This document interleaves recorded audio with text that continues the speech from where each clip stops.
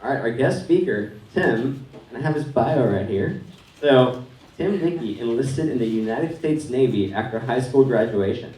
He served on active and reserve duty for nearly 25 years until his retirement in 2016.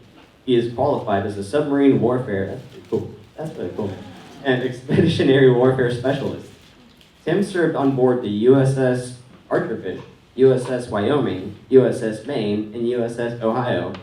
As well, he supported special operations units throughout the Western Hemisphere and deployed twice to Afghanistan. During his time in Afghanistan, he was responsible for supporting Tier 1 special operations units with human intelligence collection and analysis. He held various positions as an intelligence expert, including Battle Watch Captain during Operation Unified Response, supporting humanitarian and disaster recovery in Haiti. Tim worked for Carnival Cruise Lines, Verizon, IBM, and now Improving Enterprises, who's one of our sponsors. He is a consultant who worked as a Scrum Master for an energy sector company, an agile coach for a forestry concern, and is providing post-M&A management, consulting, and project management support to an energy sector client. He graduated from Excelsior University, earning a Bachelor of Science, Computer and Information Systems, and a Master of Arts, Global Strategies. Additionally, he earned an Associate's in Arts and an Associate in Science degree from Florida State College of Jacksonville. Perfect. There's like 2 sheets, I didn't know they could use. Tim, that's awesome. Great bio. Thank you, man. Appreciate it. So I am keenly aware that there are some people who are digital, which is this handout, and then there are some people who are analog, which is the printed copy. Not knowing exactly how many people were going to show up, I figured I would just cover the bases. So. Thanks, Tim. Yeah. I'm just giving you off this. No. I got it.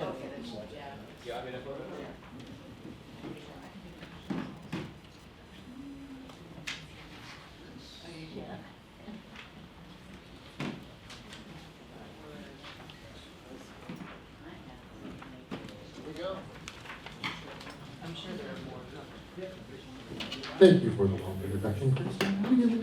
Thank you for telling me what to say.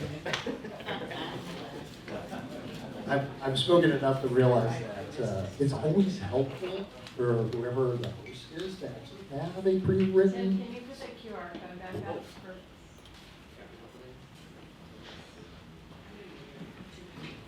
Does anybody else need a handout? We have 2 left. So I'm going to give you a little bit of the backstory on how this came about, because I think it's really important, because oftentimes as a speaker, you need to be prepared for just about anything. And Julie and I were talking about this slate and who would be next to speak on an event. And I said, I'd be more than happy to talk about conscious culture, because I've lived through some really great cultures, and I've lived through some cultures that were not so great. So she accelerated the timeline, because I was originally going to deliver this in the fall, and she said, "Can you do it in July?" And I went, "Yeah, sure, why not?" So I like to go in these types of rooms and frame this as a discussion. This is really a conversation, which is the reason why you've got Sharpies as well as sticky notes on your table. Because I realize that we don't learn well unless we've got an opportunity to interact with each other in the room and to be able to write down our thoughts. And there's this concept called dual encoding. I don't know all the details around it, but it's important, because when we write things down and we talk about them and then we see them visually, it really locks them into our memory and helps us understand what it was that we were being asked to learn, asked to apply. So I'm going to give you a few minutes or actually a few seconds to look through this, because this is really what conscious culture is all about. It's taken right from the website, so it's the authoritative source. And I'm a firm believer that when we talk about things that matter in business, we have to go to authoritative sources, because that acts as a backstop for whatever it is that we're presenting to an audience. and given that this is really a learning environment, my intent is to always go back to this. And we're going to talk about the tactile acrostic in the process of this, which comes out of chapter 15. And I'm going to take and illustrate with a few stories out of my background. So, what does it mean to be tactile? At first, I thought, oh my gosh, tactical. This is great. I know all about tactical. I deployed to Afghanistan. I spent a large part of my adult life serving in the military. And then I went, oh no, they said tactile. Tactile. A couple of letters difference, So, tactile is really just a breakdown of concepts that in business we can use as anchors for our culture, to make our culture one that truly is conscious in its execution around our business. So we lead off with trust. And in this particular case, I'm standing somewhere back near the middle, not towards the sail, but back near the middle. Trust is really, it's the glue that holds everything together in every organization. And I would dare say in any social structure. And I say that because, fortunately, my wife and I are going to be celebrating our 22nd anniversary. Our daughters, we're actually doing the empty nest thing right now, which is really cool because our daughters are in Croatia visiting her family. And this trust, this glue, this bond, this adhesion between people is how business gets done. On a submarine crew, and specifically on the USS Wyoming, one of the most nerve-rattling experiences I ever had was being the person who literally drove this vessel away from the pier, out past Lighthouse Point, which is just off the coast of Groton and New London, Connecticut, and I dove it. Meaning, I brought it underneath the surface of the ocean for the very first time. Totally and completely untested vessel. It's a 2-year process to build a submarine. So you can imagine the trust that's vested in me specifically as the helmsman, but more specifically in the shipyard, electric boat, building a vessel that is seaworthy. And this is all part of the sea trials and acceptance process that the U.S. Navy puts every single vessel through. Now, surface ships clearly are not going to be going below the surface, but submarines, we take it all the way down to design depth, which is just a little bit above crush depth, but not quite. And design depth is really an interim space because you've got 3 different depth strata that you work through, crush depth being the worst and not a scenario you really want to be driving through. But there's test depth, there's design depth, and then there's crush depth. So with the crew and representatives from the shipyard, as well as other naval representatives, like from the project office and whatnot, there is a lot of lives that are at stake in the most literal sense. And if there isn't trust there, then people die. We trust the shipyard. We trust the crew. We trust everybody who's involved. And it's the same with our businesses. So one of the things I want you to consider is that while I'm delivering this, if you've got an idea where you've got a point, a light bulb goes on in your head, you go, wow, I have something relevant to share. Please, feel free, raise your hand. Because I want this, again, to be a conversation, not just me presenting information and telling stories, to enlighten all of us. Because these concepts are, integral to the way that we do business, but in addition, they're integral to the way that we interact as human beings in everyday life. So, I see people writing, which is really good. But, from the standpoint of trust flowing through and moving within an organization, I don't think I can overstate the meaning and the value of this. And one of the nice things, and I'm going to whoever, so I'm gonna front load some of the cool stuff I've got here. I brought copies of both Conscious Capitalism as well as The Speed of Trust because I want this interaction amongst us. So whoever is really kind of on point with, sharing their ideas and their thoughts, you're going to get a copy of one of these 2 books. So 4 books, which means there's 4 opportunities for people to speak up. And as well, there's flip chart paper. So if you want to self-organize and put your thoughts up on the windows back there in the back, please feel free to do so, because that will give everybody an opportunity to take pictures of those and see if it sparks a future conversation. So, does that make sense to everybody? Yes, Lauren? Can we ask questions throughout your presentation, or do you want us to do it that way?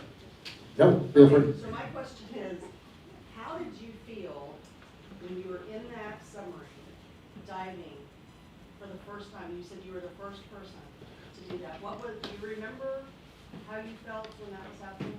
Yeah, so part of it is the anxiety, just not knowing. The other part of it is the exhilaration. I have a place in history. There's a cast brass wall plate outside of the crew cafeteria, and my name is there. And when the Wyoming decommissions here, probably in the next 5 to 7 years, whatever it is, they're going to actually cut that plaque, and during or after the decommissioning ceremony, those of us that are still around are going to get some momentum of that experience. So, there's this excitement, but there's also the fear. I wasn't scared in the traditional sense. You get to Afghanistan, and that's an entirely different story. But in the sense of we work together to get this vessel ready, it's like, let's go test it. Let's get it out into the open ocean. Let's dive it. Let's put it through its paces. Let's prove that the craftsmanship, the work that was put into it, is yielding an operational, warship that's going to do its mission and do it with excellence.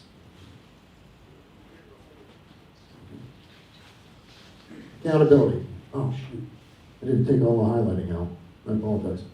Accountability. This is kind of one of my pet peeves, and our daughters are teenagers, like I mentioned earlier. So we've raised them to take not just responsibility for their actions, but to be accountable for those results. And 2 different stories, one from Verizon and one from Carnival. I'll never forget when I started with Carnival, and this is just after I graduated from Florida State College in Jacksonville. I was talking to a guy by the name of Bob Rose, who at the time was the manager for database operations. And I started my career with Carnival doing what I had been doing effectively, in the Navy, but now on cruise ships. I was an information systems manager on board cruise ships. So I was living there, I was working the whole 9 yards, which of course, by the way, is how I met my wife. A little bit of a captive audience there. But I said, Bob, what does a mistake look like at Carnival? And, for IT operations, a mistake usually has a real dollar value associated with this. And if, it's only been a week since we all experienced the disruption that CrowdStrike brought to us. So I'm speaking, to you with a fresh memory of what a mistake looks like. And I'll never forget what Bob said to me. He said, "That's about $1 million." And I went, "Whoa, $1 million? That's where somebody's going to be held accountable for their mistake?" And he said, "Yeah. If it costs the company about $1 million or more, the people involved are going to be held accountable." And I went, "Whoa." And at the time, $1 million still was quite a bit of money. Even today, $1 million in my mind is still quite a bit of money. So fast forward to Verizon and thinking about this, and now I've gone from shipboard systems management, which is really just managing a very small data center on board a cruise ship. And it could be one person, yourself as a manager, or a team of managers with you. I'm working for Verizon. I'm responsible for the entire data center operation footprint here in the state of Texas. And as it turned out, Verizon was evolving their cloud service, their public cloud service specifically focused on business. And talk about a different order of magnitude for being accountable for a mistake. I went from the $1 million conversation to a $300 billion accountability conversation. Because that's exactly how much Verizon spent to evolve its cloud, which ultimately was not the best business decision. And a number of senior executives and the business unit leader ended up losing their jobs as a result of that debacle.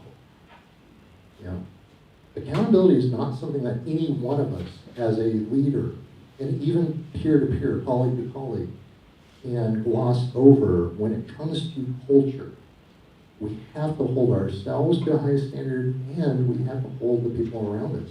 It doesn't mean that we're not going to screw up.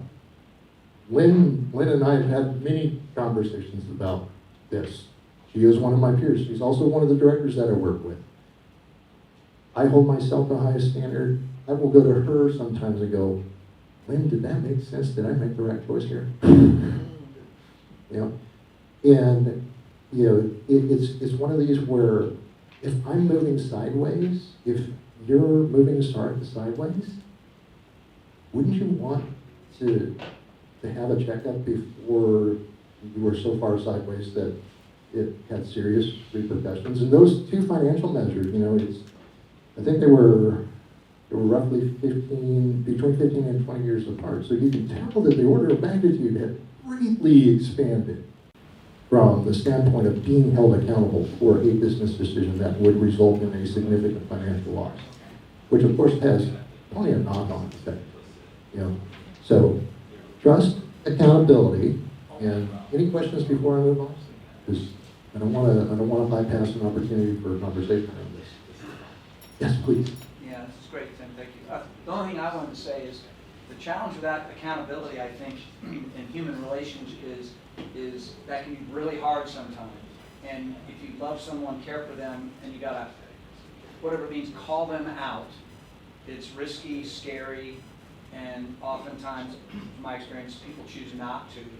So, I'll just put that out there. Yeah, and that is really an excellent point for anybody who didn't hear. The challenge of having accountability in interpersonal relationships is very high risk. And I think, and I'm saying this because I've been on both sides of this conversation, I had to have a willingness to risk losing that relationship. And that's that. There was a lot of self-reflection involved before I had made the commitment to have that conversation. Yeah, Sean? I'd just like to make a comment about accountability. Accountability has gotten a really bad rap because when you use accountability in your organization, a lot of people use it from the perspective of something bad happens, I blame you. And the reality is, if you look at the accountability scale, blaming others is actually below the line. And holding people accountable is a real art form. At the end of the day, accountability is about growing the capacity of people to be able to get the life and the results they want. And so, even this conversation, our examples are what happens to people when they screw up, right? And one more time, it's somebody hired putting blame and responsibility on somebody else, and true accountability is a conscious leader. When something bad happens, that conscious leader owns it, because at the end of the day, they're responsible. And the opportunity is to say, okay, what happened? What could we learn from it? And how do we get stronger? Firing somebody is not an example of accountability. That's blank. Yes, My, ma'am. my opinion on it. No, Shauna makes an excellent point, and I'm trying to do one counterpoint on some of these. So one of the neatest things, and this is the current experience that just blew my mind at improving. Accountability also works from the standpoint of success. And this is where Shauna's point is very well taken. So we just recently landed a client in Houston, $6 million over the course of 3 years, a team-level software re-architecture project. I was part of the team that put together the assessment, ultimately made the proposal pitch, and helped us win the business. An email went out from our Senior Vice President of Sales, Matt Russell, and he highlighted all the people involved in the effort. Were we not accountable for delivering a result? Do you think that email would have ever been sent? No. It delighted my heart that he pushed this email out to our entire company as an encouragement for every single one of us to continue to do great work, to continue to focus on building more relationships with current clients and future clients, to deliver business value and to solve painful problems. So, thank you for bringing that up, because I should have probably led with that, because that would have been better reflected. Well, I'm a accountability crusader, but it has been hijacked by leaders who use it for punishment. Yeah, and I think that there's a gradient. It's not always black and white. So, hey, Vaughn, you had something that you want to? Yeah, she kind of knocked it out. But now I was thinking about the same thing the other day, and it was just taking accountability as ownership. Yes. And this kind of thing of, if you look at it like you're accountable for your kids, like if something goes on, they do something, they'll come to the parents and hold you accountable, and you do it that way. But I like it that way, because sometimes as a product owner, you go into a new product, it is like you're accountable for that, you're taking ownership of this is what we're working on. And as a consultant, we go in and it's always fixing the problems of that product that you're working on, and you go to a different client or company and you only work on that one product, you're raising that child up. It's like, we know all the issues of this, because we always work on it. We know we change code, this is this, this is that. And it's just that thing of you taking more of an ownership, and this is something I'm raising up and I'm accountable for, then you have more care about it. And it's a different thought process of it. This is something I want to make sure is great. When I put this out there, it's a representation of me. I get it. And that's what I say with the whole child relationship. Yeah. And it just makes you care more than just, it's just a product we're putting out, we're getting paid. Yeah, and I think, to your point, I think one of the key things is that when accountability is well understood, it means that people care more about what the outcomes are, which is a huge, huge ancillary. It's a positive multiplier, in my opinion. So, I think we need to take it back. I mean, weaponization of language is a thing right now, and accountability is a fabulous thing. So I think we need to take it back and claim it, as ultimate responsibility. And encourage everyone in our teams and in our sphere to think about that, because when we are all accountable, we do fabulous work. yeah, and I like that. And the point of reclaiming the meaning on certain things is definitely something that if we, as leaders in this room, have an opportunity to do on a day-to-day basis. Wait. I was just thinking, what Sean said about accountability, how we use it as this, this weapon, yet on the front of websites you see it as, we're all accountable. Yeah. It's such a great thing for us, and then you get on the inside and it's like, you're accountable, you're out of here, So, yeah, it is, and it goes along, with the trust, and I think that's the thing, if your organization has the trust built up, somebody should call that person out and go, you can't just use it as a stick, right? Yeah. Well, we just had a national example of it with the firing of the Secret Service director. Right. I mean, that's a classic example. of- They always use that word too. Yeah, Juan Carlos is my name. So, following the same line of thoughts, as a conscious and effective leaders, it's important also to connect the purpose and the talent of every person for that given task and turn it, and I will refer back to your experience, your senses or your feelings when you were getting diving that submarine, is if we enable them to be excited and they feel it's an honor and a privilege because they are ready for that task, because their purpose or their talents are matching that task, and we turn it into excitement and as a privilege and an honor to serve the company or your own purpose, then it's a different energy. Yeah, and thank you for bringing that up, Juan Carlos. And the word that comes to mind is esprit de corps. So moving on to Karen, which is really kind of segue. I appreciate that. It's wonderful. One of the things that I like to highlight, and this is on Special Operations Command's website, which is the five core truths of SOFT. This, and of course my pointer is not actually going to do what it's supposed to be doing. This, humans are more important than hardware. This is very, very interesting, and I live this, so I know how this operates. Humans are more important than hardware. Working in the special operations community as an intelligence guy, not an operator, didn't jump out of airplanes, didn't scuba dive into hostile waters, but providing the actionable intelligence for planning and execution of missions. I thought about this a lot because I'm sitting in rooms and I'm going, they're more concerned about the operators making it into wherever they need to go, doing what they need to do, and then coming back. Because the human capital involved in special operations is really where the value is. And to make this the number one leading tenet demonstrates that the organization cares. It genuinely cares about the people involved in the mission. Hardware can be replaced.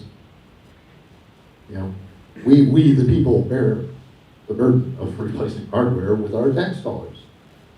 But the human beings involved, that's the tougher thing. And if we don't care about that in our businesses, then we lose touch with the sensitivity of these relationships, which is really fundamentally what we're talking about in conscious culture. You know, and of course this seems kind of like an antithesis. You're going, Tim, we're talking about a warfighting organization. Yes, and we're talking about human beings. Because the warfighting organization doesn't exist without the human beings involved, and it's unfortunate that we have to have warfighting organizations, but our world is an inherently dangerous place. You know, in business, sometimes the dangers that we're facing are not necessarily from the standpoint of people having to make an ultimate sacrifice, but from the standpoint of we're no longer given an opportunity to provide a service that creates value and solves problems for businesses around us. So, you know, this is where this caring comes in, and I can say with a reasonable amount of certainty that as business owners, as small business owners, many of you care deeply about your business because this is your livelihood, and I get that. And I'm saying that because my parents were small business owners growing up. So caring about the human beings involved it should be very much at the top of our mind in everything that we do in these interactions. Transparency. This is one of my favorites, and for good reason. That is the USS Archerfish, and on the back of that submarine is a dry deck shelter for a sealed delivery vehicle or rigid inflatable boats. Our mission set on the Archerfish was to work with SEAL Delivery Vehicle Team 2. Now, you can imagine that if we didn't have full mission transparency between the SEALs or the Rangers or whoever else we were working with, there's no way we could execute on our job. So, onboard submarines, we've got a control room, and it has gauges and kilometers and all kinds of readouts that give us an idea of where the submarine is operating in the physical space.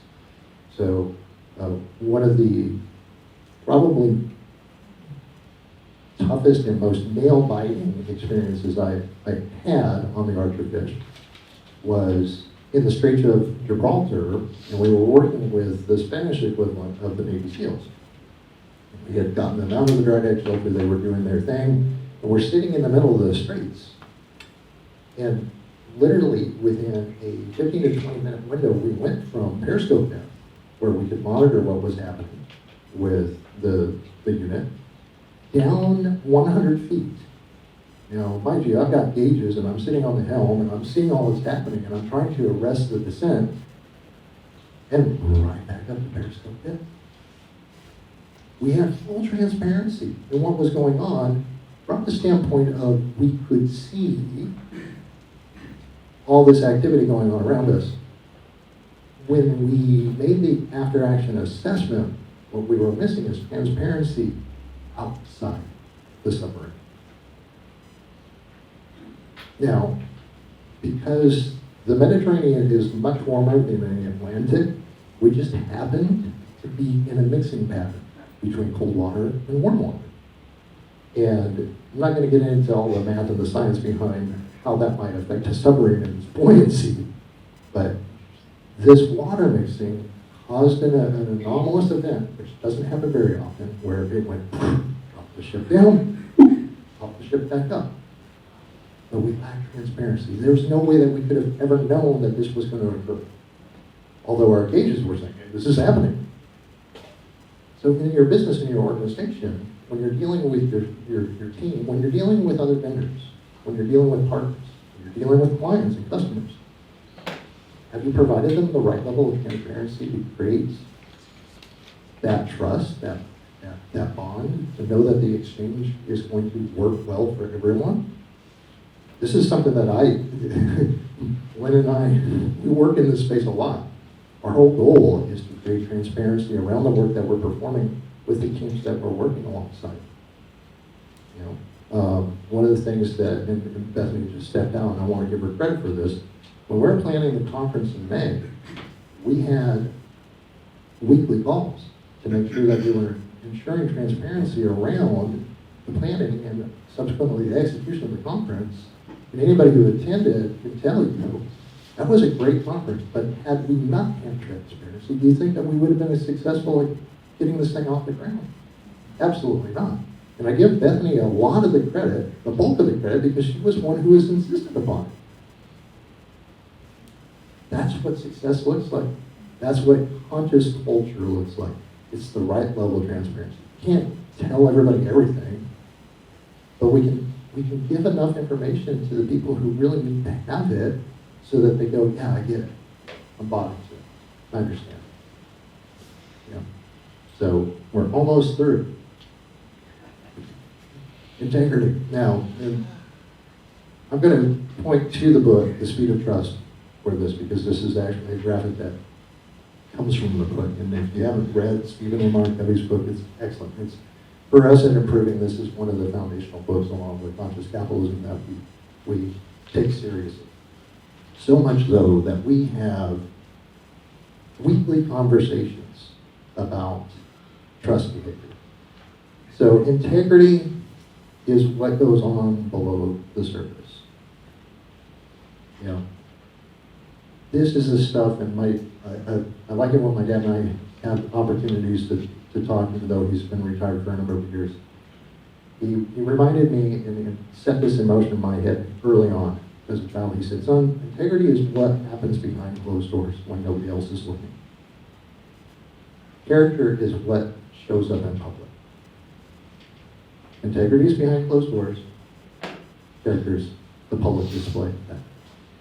If we are not operating with integrity in our daily lives, when nobody is looking, how in the world can we expect that a conscious culture is going to grow up in our organizations?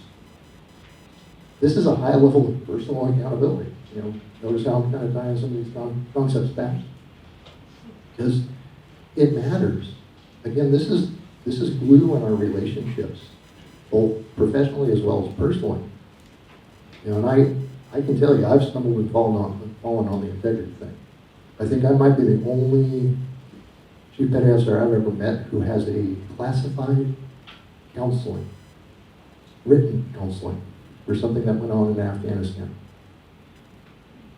Not something I'm proud of, but will never leave the computer system.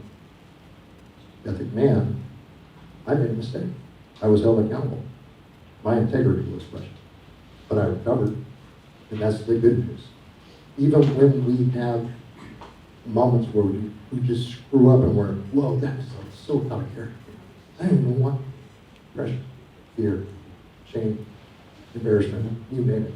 Any one of these things can drive a lapse of integrity and character. And loyalty. This is one of my favorite, and I'll be honest with you. While I was in the process of joining Improving, an offer came where I was given a chance to come to work for Improving. At the same time, I accepted the offer for going to work at IBM Cloud. I could not, in good conscience, because of the timing, decline the offer with IBM. However, I made sure that I kept the conversation going with my recruiter, Kelly.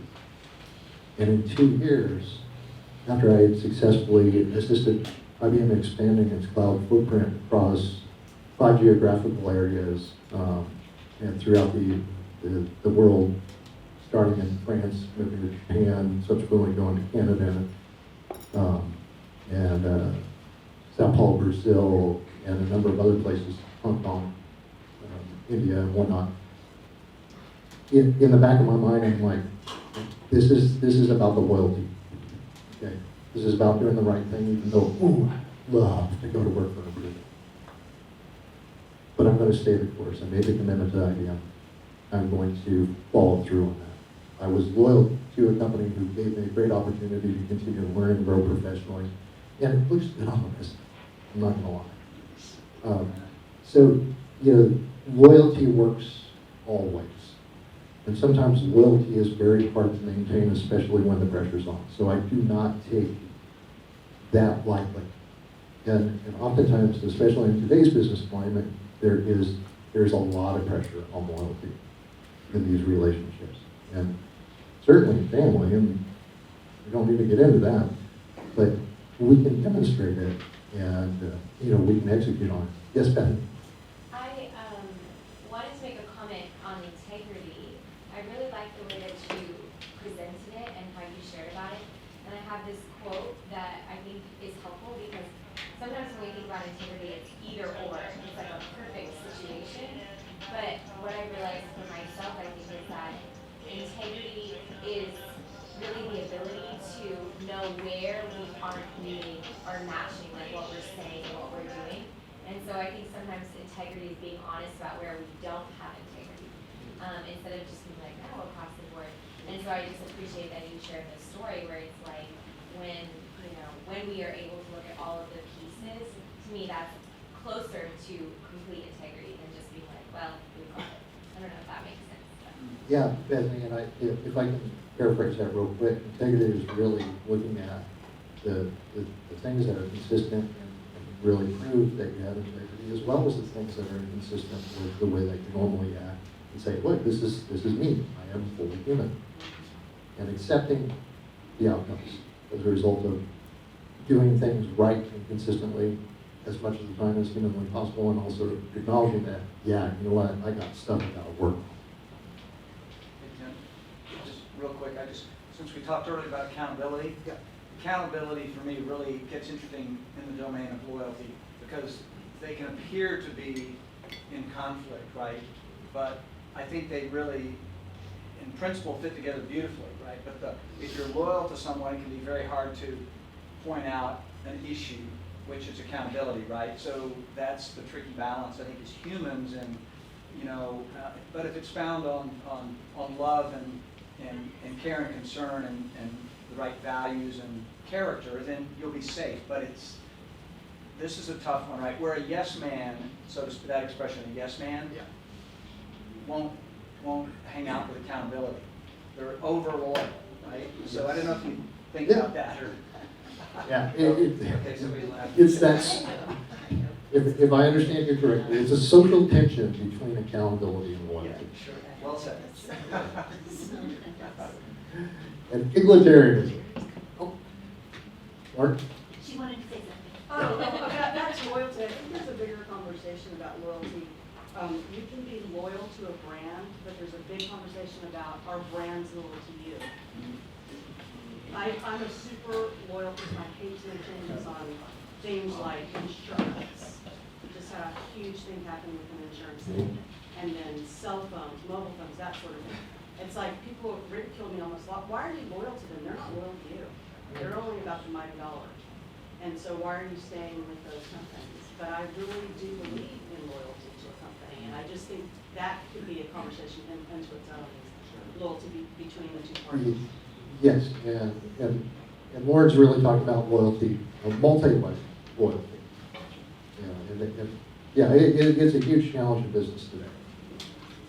Because and it goes back to really the core of conscious capitalism, which is business with a higher purpose, a higher calling. Something Shauna brought up in an earlier conversation was the shift in sponsorship at conscious capitalism away from some of the Fortune 500 companies. It's a question of, for me, how did that happen? And is there a business driver behind it? I don't know. I don't know what the answer is, and maybe somebody who's smarter than me and more knowledgeable than Shauna could answer that question.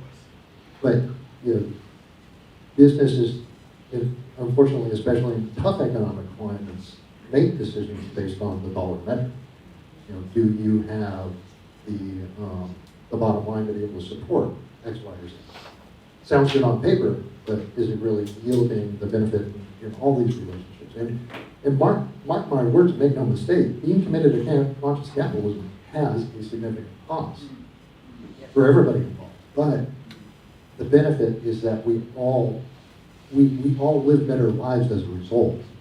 And I think that may be one of the understated outcomes of being truly bought into and supporting and evangelizing conscious capitalism.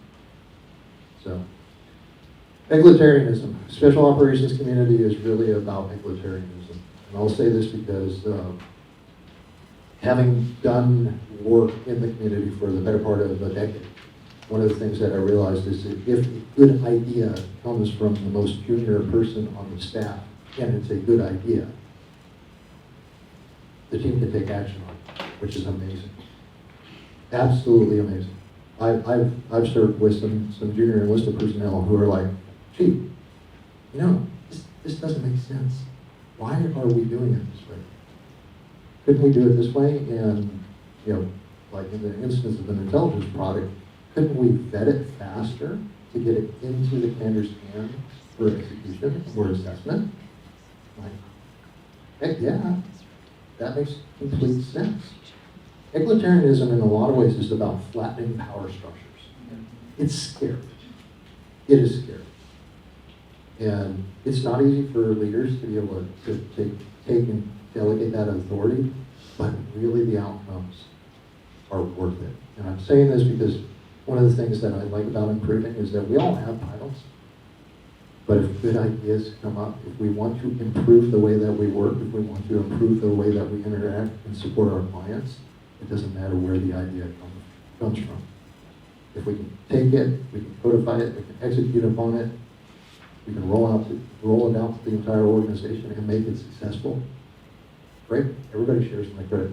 Because it's not going to be just one person who brings the idea and makes it into something that's repeatable and sustainable.